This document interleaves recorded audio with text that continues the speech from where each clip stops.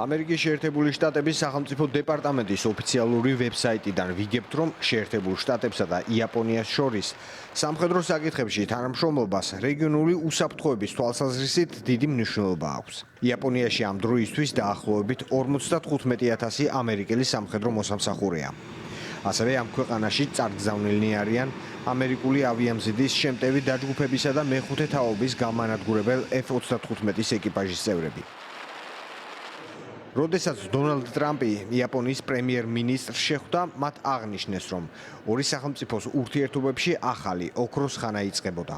ცოტა ხნის შემდეგ ამერიკის შეერთებული შტატების ომის დეპარტამენტის ხელმძღვანელით შეხვდა თავის იაპონელ კოლეგას, რის შემდეგაც განაცხადა, რომ აშშ იაპონიის სამხედრო თანამშრომლობაც აუცილებლად გაძლიერდება.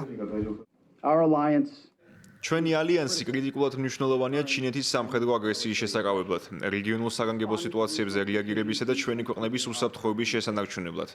მაგრამ შეერთებულმა შტატებმა იაპონიას არანაირი მოთხოვნა არ წაუყენა. განვიხილეთ ჩვენს უყევ ერთგულებასთან დაკავშირებული საკითხები. ასევე ის თემები, რომელთა გადადებაც არ შეიძლება და წინ წამოუწიეთ სწრაფი მოქმედების აუცილებლობა. საჭიროა, რომ ინვესტიცია ჩაიდოს როგორც ჩვენს საკუთარ სამხედრო ძალებში, ისე ერთობლივ შესაძლებლობებში. ერთად ვივარჯიშოთ, ერთად ჩავატაროთ წვრთნები, ერთად ვიმუშაოთ. ასე რომ ჩვენ უდიდეს პატივისცემას გამოვხატოთ მინისტრისა და პრემიერ-მინისტრის მიერ იაპონიის სამხედრო ძალებში ჩადებული ინვესტიციისა და დაჩქარებული ტემპის გამო.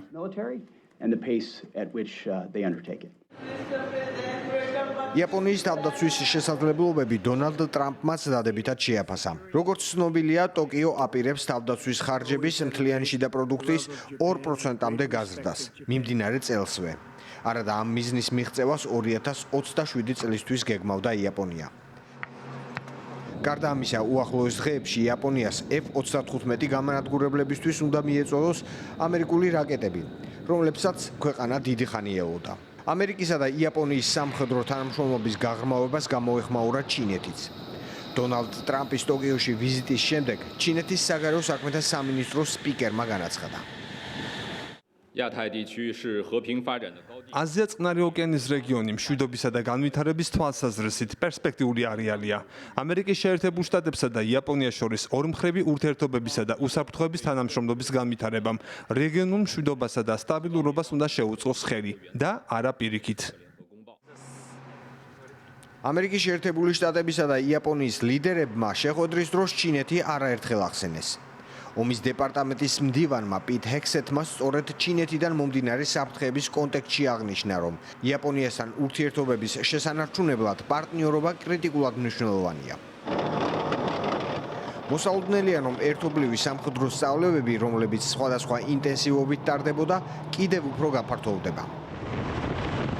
მთავარი პარტნიორი უწყება იაპონიის არმიისთვის ამერიკის შეერთებული შტატების ინდო-წყნარი ოკეანის სარდლობაა.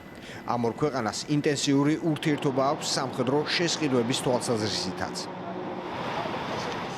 ამერიკის შეერთებულ შტატებს საგარეო სამხედრო გაყიდვების სისტემის ფარგლებში იაპონიიდან 20 მილიარდ ამერიკულ დოლარზე მეტი ღირებულების ტრანზაქციები აქვს.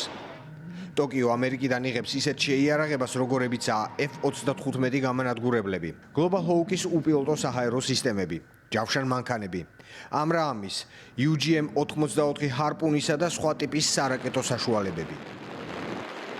ახლა კი ამერიკა-იაპონიას შორის ურთიერთობების ახალი ოქროს ხანა სამხედრო პარტნიორობაზეც უნდა აისახოს და ამ თანამშრომლობის ინტენსივობა გაიზარდოს.